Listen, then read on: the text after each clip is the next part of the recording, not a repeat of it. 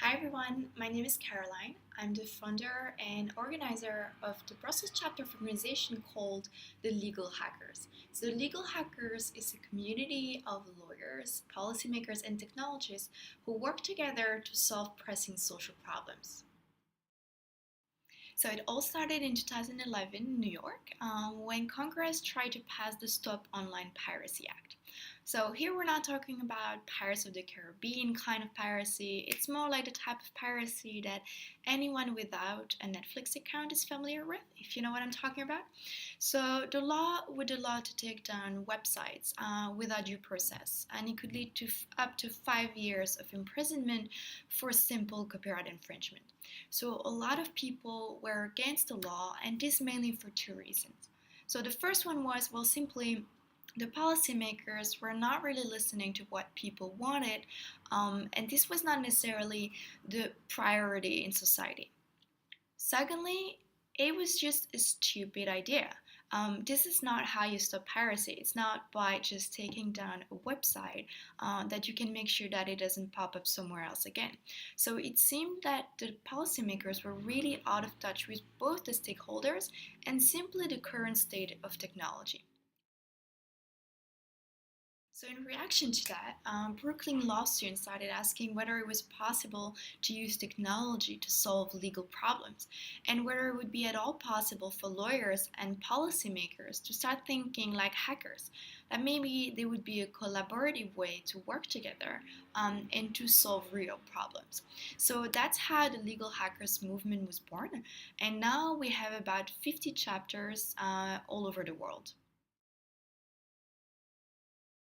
So now you might be wondering what the added value really is. I mean, isn't that just lawyers realizing that computers and the internet exist? Well, there are some problems where you need lawyers as much as you need the developers and the technologists. So the lawyers understand the system, even if it's a weird logic, they understand that type of logic, while the developers and the technologists can come up with the practical solutions within that system. So you can think maybe of collaborating together to develop a tool that would increase the transparency of the EU decision making process. Or you could think of another tool that would make sure that low income families nonetheless have access to the justice system. Maybe another idea would be how to make a tool that would ensure that communications between a lawyer and a client in a country that is more of a dictatorship than a democracy remain truly secure and encrypted. So there are a lot of issues where this collaboration is actually essential. So if you're interested in being part of the solution and not of the problem, I have a challenge for you.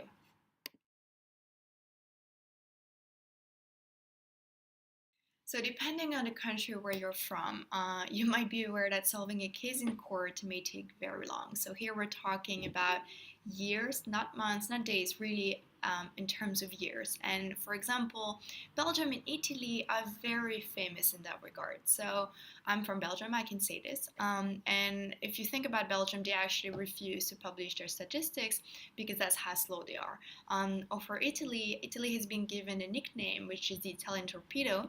So if you're a defendant in a civil case and you want to make sure that your case takes very long before it gets heard, you make sure to somehow link it to an Italian court and send it there. So even the Court of Justice of the European Union is facing those challenges because courts are getting more and more cases. It's taking them longer to process them, which means that the proceedings take an extremely long time. Now, there are many steps that can be taken to solve that problems in a lot of directions, okay? And some of them have already been taken, whether you're talking about alternative dispute resolution systems. There are a lot of potential solutions.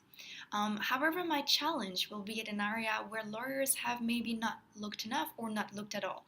So, my question and my challenge to you is how could we use artificial intelligence to reduce the backlog of cases in national courts and improve the speed of judicial proceedings?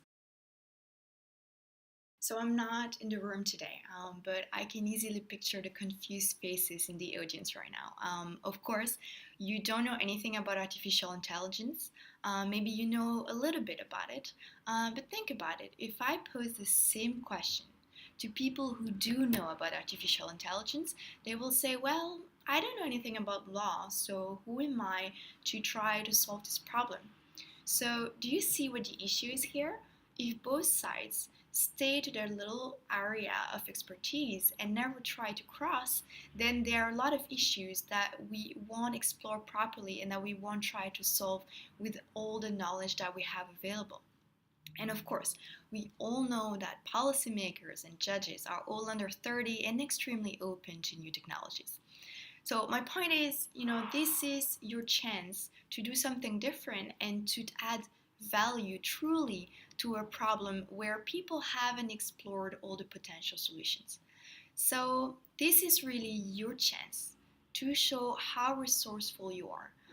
There are a lot of information available online, and if you prefer to talk to a human being, then I really advise you to cross the street and to go talk to students from the data science and knowledge engineering department.